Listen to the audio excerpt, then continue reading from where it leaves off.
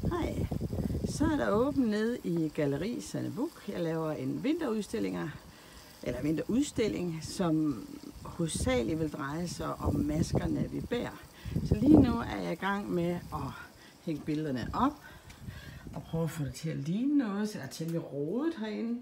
Men I kan da få sådan en lille pre-pick, som det hedder.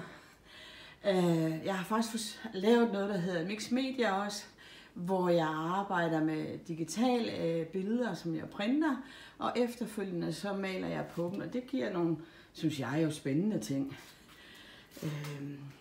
Og ellers så er jeg gået meget mere over i collagen, og er inspireret blandt andet af nogle, nogle ting fra Werner Panton.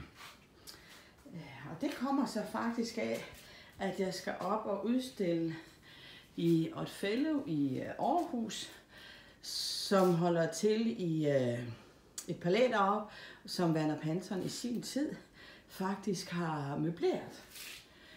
Så farverne passer mig jo rigtig godt. Det her knaldfarver, de er meget kraftige. Lad os se, her er også nogle sjove ting.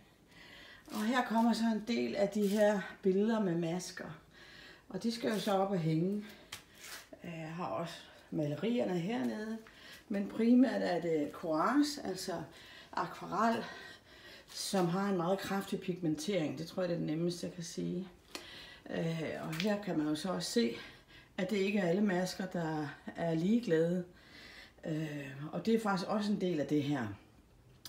Hvor gode er vi til at skjule, at vi har det dårligt.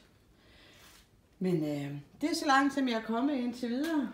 Det var ikke længe, jeg ville tro i morgen. Så bør jeg være færdig med at få det her hængt op. Så kig endelig ned. Det ville da glæde mig, om I kom. Hej hej.